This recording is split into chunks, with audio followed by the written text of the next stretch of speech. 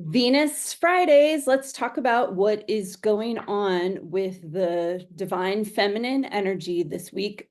So we can tune into it both with Venus and with the moon, right? So Venus is the planet that represents our divine feminine expression, that energy, the yin side of the yin and yang symbol from China.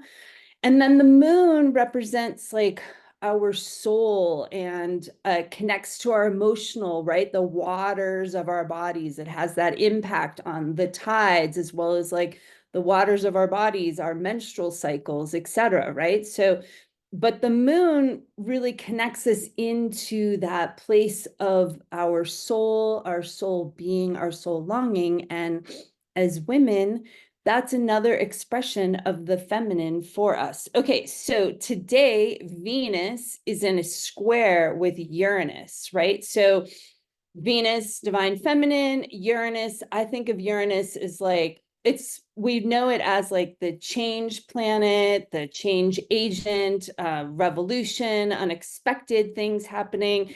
But also, I think of Uranus as the place that we connect into that universal mind, where like Neptune is the place we connect into that universal heart.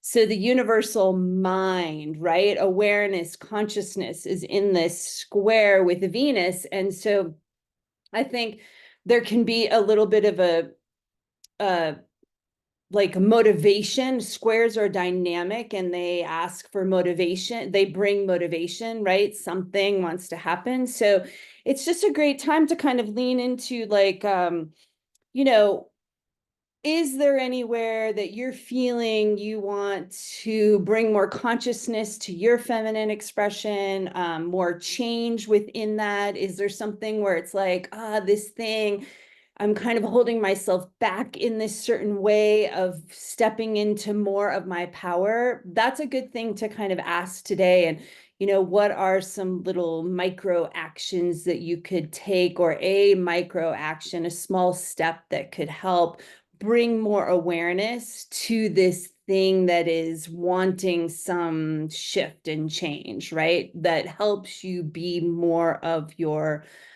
feminine, empowered self, right? Okay, so then tomorrow on Saturday, the moon enters Leo. So that soul kind of longing, feeling, that emotional aspect of, I would say the question to ask with the moon being in Leo is, how can you cultivate more love for yourself? Again, I'm all about like these small steps, right? Like we can't take on too much at one time. The moon is in Leo just for a short amount of time. But what is something that you could at least, like on the heels of yesterday, think about the heels of today, really, but what, where could you be more conscious in how you care for yourself, how you love yourself, right? That's what a moon in Leo is asking. And then on Sunday, we have that Leo new moon, where this moon meets with the sun in the sky. We can't see them because they're with the sun, and the moon is in the dark of the moon, right? So it's the time that we want to set our intention for the new moon cycle that's starting, right? The monthly moon cycle starts with the new moon, that time of going inward. So on Sunday, it's a good day to sit in that stillness just for a moment, that reflection, or do ceremony, right? Something simple, or it can be something more elaborate. It's a fire sign, so it can be, you could bring fire into your ceremony. You could just simply light a candle and write out what your intentions are for this 1 month from a Leo new moon perspective. So more about kind of what we were talking about for Saturday of like, what's an intention that you could set? What's a small step that you could take over this month that cultivates like a deeper connection to yourself, your divine nature, like who you are, your soul? It's the moon meeting with the sun, spirit. What is something that you could do that's a small step that just helps align you more with a deeper sense of love and connection to your spiritual self, your spiritual side? I always like to say, remember too, like micro actions, like SMART goals, if you're familiar with that idea of like, you want it to be something that you can like tell at the end of the month that you did, right? As opposed to, my Leo new moon intention is to love myself more. Well, how will you know if you did that at the end of the month? But if you say, my greater intention is to love myself more, and the step I'm going to take is I can't even think of something right now, but like one measurable step, like I am going to gosh, sorry, I'm drawing a total blank. Something that is like you can actually do. Like the first thing, and I keep not saying it, but the first thing that's come to mind is like, I'm gonna have like a healthy smoothie every morning for breakfast over this month, or 5 days out of the week or something, right? Where I'm just taking care of myself, and that is me loving myself more. Or I am going to, you know, every day or every other day, I'm just going to sit for 5 minutes in like meditation and connect in with like my heart, my soul energy. This is a way that I can love myself more, right? Or maybe you can think of much better examples than I just came up with on the fly. So this is this new moon intention time, right? And also Venus moves into Virgo on the new moon. So our divine feminine energies moving from that divine nature of Leo into Virgo, that priestess energy who is about serving spirit with her sacred work. So the energy of the feminine moves into this priestess energy, which is like perfect for doing ceremony on the new moon, because that's what the priestess is all about, right? Reconnecting us to our spiritual sides when we're busy with our mundane lives. And Mercury goes retrograde, which there's a lot happening on Sunday. For some of you, Mercury will go retrograde on early on Monday. And so poor Mercury retrograde gets such a bad rap of like, oh my gosh, the whole world is going to come undone technologically, right? But really, Mercury retrograde is this amazing invitation to step into a little bit more of like slower thinking and pondering and our creativity and more of our right brain kind of sides, right?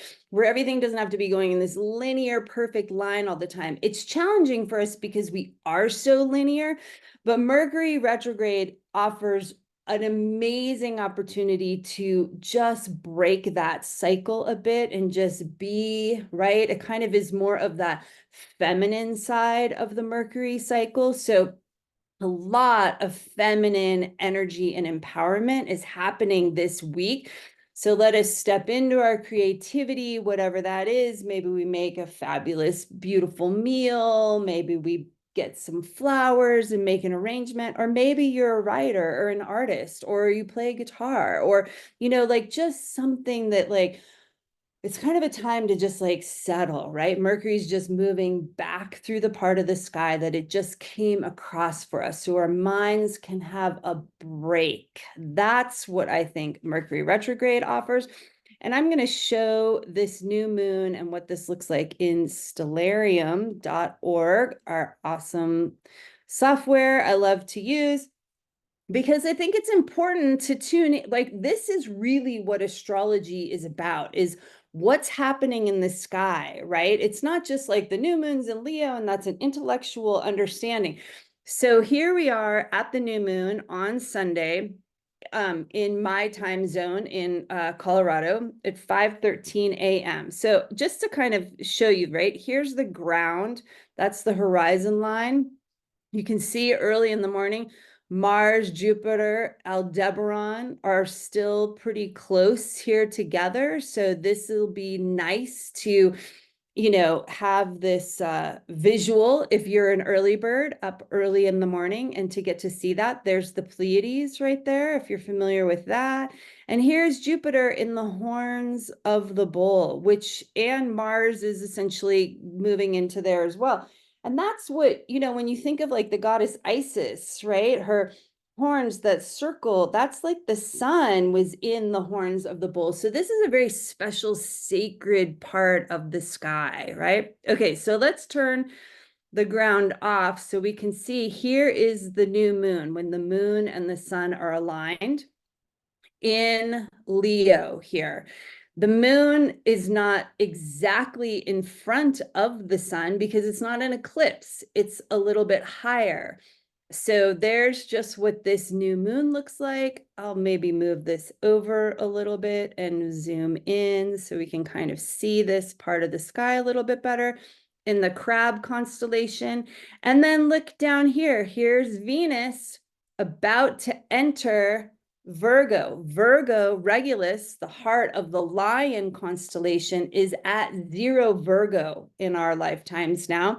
So when Venus or any planet or the sun reaches Virgo, it's aligned with Regulus. So there's this energy of like opening our hearts, more of that Leo type of energy of self-love, right? Opening, but with it being Virgo now, like opening to our priestess natures, the place where we connect into spirit and our spiritual selves, right? And then here's Mercury about to go retrograde, and it's just going to start moving back across the lion here as it's retrograde, and then it goes direct and it'll come forward again. Okay, so that's my little astrology look there. And then finally, let's see. So then on Monday, the moon moves into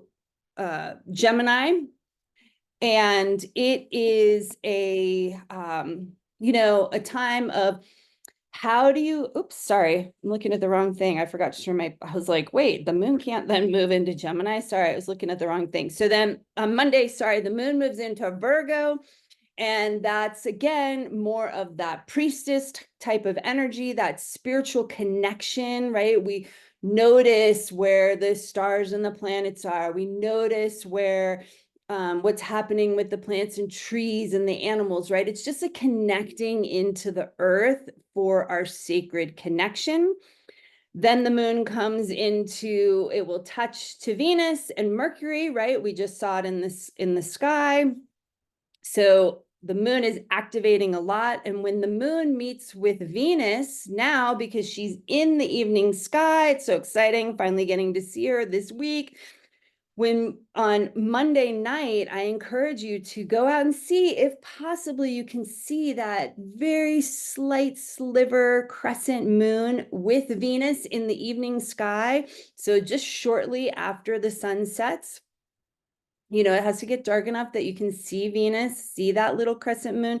And we reach the first gate of the journey back out of the underworld with Venus, right? The moon meets with Venus. We reach this first gate of where Inanna, the goddess of heaven and earth, in the oldest story that we have written down about the Venus cycle, when the moon meets with Venus in the evening sky this first time, we approach this first gate of where Inanna, Venus, is reclaiming her power pieces on her journey back out of the underworld. And so this first gate is the root chakra. So while you're setting your smart intentions, micro action intentions for the new moon, also realize the next day you can start to set an intention around your root chakra. And for the next month, leaning into what can help you reclaim that power at your root chakra, right?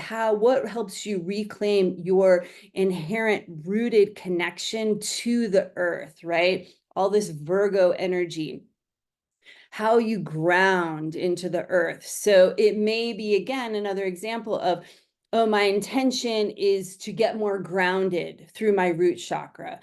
And how do we do that? And how are you going to know that you've accomplished that at the end of the month? You'll do that through connecting into like every day I'm going to go and sit with the tree in my yard for 5 minutes. Every day I'm going to hug that tree, or every day I'm just going to put my bare feet on the actual earth in some way at the park or in my yard or something like that, so that there's some sort of measurable thing that you can do that takes you in the direction of getting more empowered and grounded through your root chakra, because that's where we are in the Venus journey and the Venus story. So a lot is going on this week for the feminine. And then the moon will meet with Mercury and highlights that aspect in the retrograde of the beingness, that feminine side of the Mercury cycle. This is a big, great week for feminine empowerment, divine feminine empowerment, connecting more into our you know, womanly strength and power, right? And then on Tuesday, the sun reaches 15 degrees of Leo, which means we are halfway between that June solstice and the September equinox.